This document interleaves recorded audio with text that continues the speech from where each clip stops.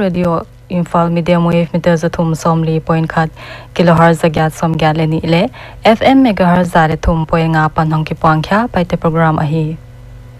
Tunin Thutak Lakhom Simnale Lunya nga pan phat na langai na ini dingu Tun amasapenin Hon it lo hile chi la lunyang sak ingai dingu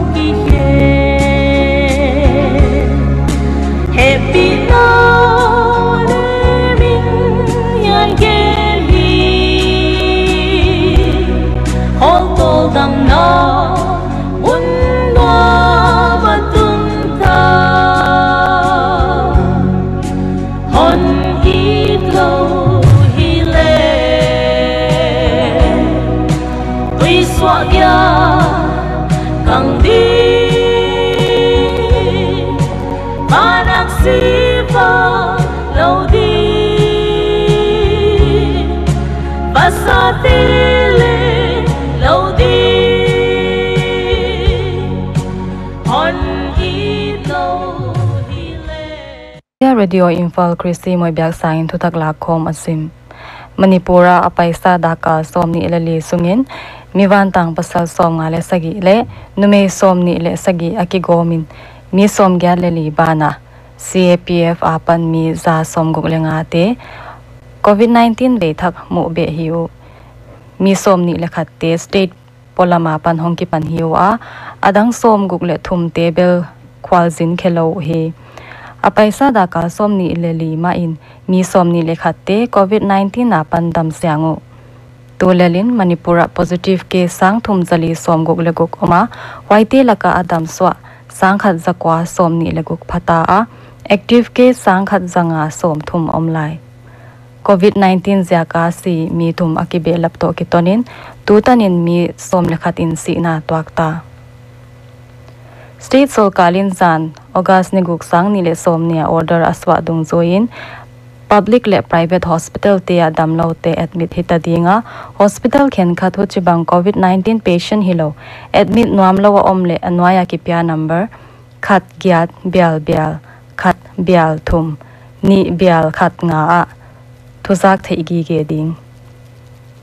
Swachh Bharat Mission to Kisaya Rashtriya Swachhata Kendra and Interactive Experience Center ki bo thakhonna Prime Minister Sri Narendra Modi in Neiding a Yai Tungtang All India Radio Infal Dialect Program te a Tuni Taglam Dak Lile Minisom Lile nga apan Kha Kya Khiding Chief Medical Officer Bishnupur in Thuswa Abol na a Primary Health Center Lema Pokpam Asem Dr. Le Nurse Telin Staff nga te COVID-19 positive a hi uto kitonin Yaimun Kha Khengala Amaute Yunako COVID Care Center a koin omu hi Zanita ka Air India Express aircraft Dubai a kipan Kozhikode runway bo khyal in Pwakza ka pilot ni telin mi som legya ten si na twakin za som goglani te liamu aliam te laka mi som lenga te din mun la uthon hwai hi rescue operations ten amun wadelwa aliam te Malapuram le Kozhikode hospital a admit he lena sunga tuang mi za le som kwale khatte laka nawngek som pilot ni le cabin crew nga tel he Director General of Civil Aviation in again na a Dubai Kozhikode Air India Express flight pen Karipur Airport abo khitnunga tangtung fit som thumlenga asanga pan kya in ale na pen tumni kiswa a pilot tegel in sina twagma leo cabin crew table swak taw he Kerala a wa toitam jaka hichbang thiltung hidiamwan mo hi a thuchian sui ding in Airports Authority of India tele Aircraft Accident Investigation Bureau ten Kozhikode lamswanu chi in Civil Aviation Minister Hardip Singh Puri in gain Health Ministry in State le Union Territories te a in sungban jat tuam le negle tak ante lo hing zwak tu te COVID-19 test bolvek ding in thupia azia ka hi le COVID-19 ve bang ana om hitale kilo azak vek ding hi chi a oxygen le ambulance leng emergency huna zat thek dia mansa koi din leng thei sak Prime Minister Narendra Modi in Rajamalai Iduki ale to zaka si na twakte kya nga zangna dopna sumlak ni chiat piak ding a hi dan puanga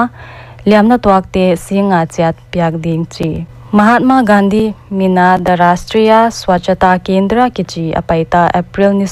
nisom kumsang ni le som le sagi a Gandhi ji Champaran Satyagraha Centenary lopna hona Prime Minister in Puan Pen tunin hon kya kinom ding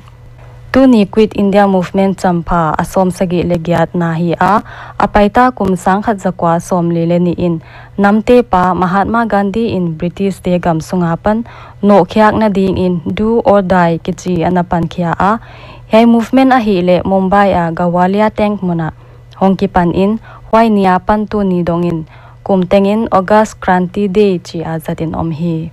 Narendra Modi Solkal in Khangthak te khwalna in scheme tuam Startup India, Skill India, Digital India, Make in India le Khelo India kichite apaita kumnga sungin anapan khya a Skill Development Minister Dr. Mahendra Nath Pandey in yai scheme te tungton in tamtak ten sepna anga banwa khenkhatin mani company bang pan thei taw a hi dan All India Radio News te to aholim nawa taklang Tunia dinga thutak la khom isim the yai teng a hi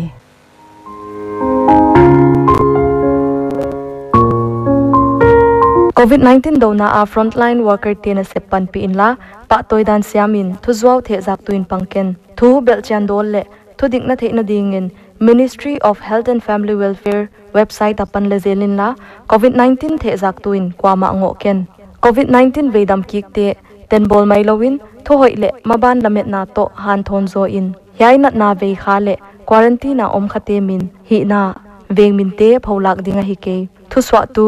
Ministry of Health and Family Welfare, Government of India. Un abana, lunyang sak Jesu alom hoi ine dan chi la ingai ding.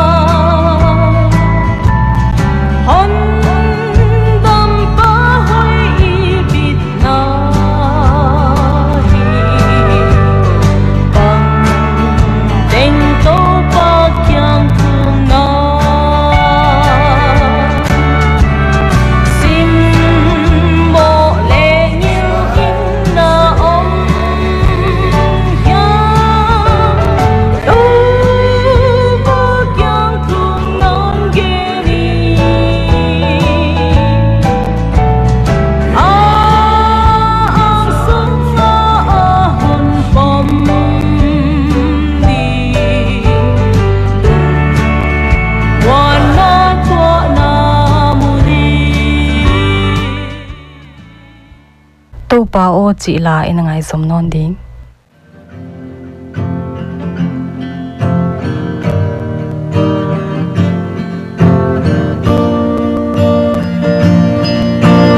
tu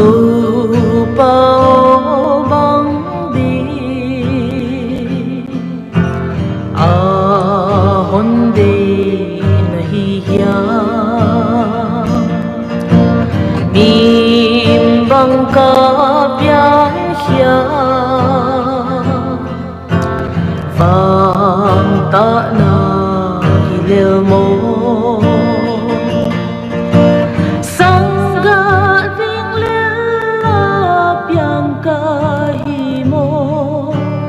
bao kỳ lùng mô linh mà viên thi kinh hôn tin hôn ma cây in hôn về nhìn pa tô bao vắng đi hôn đi này ya mìm băng ca pian ya vang ta na leo mo bao cát tương doa na hồng lạc xa câu lại dòng tình nhìn gió happy hôn hiên kiên nó tô pa ca ma bi ngu hôn gelin tô pa o bang đi hôn đi hi ya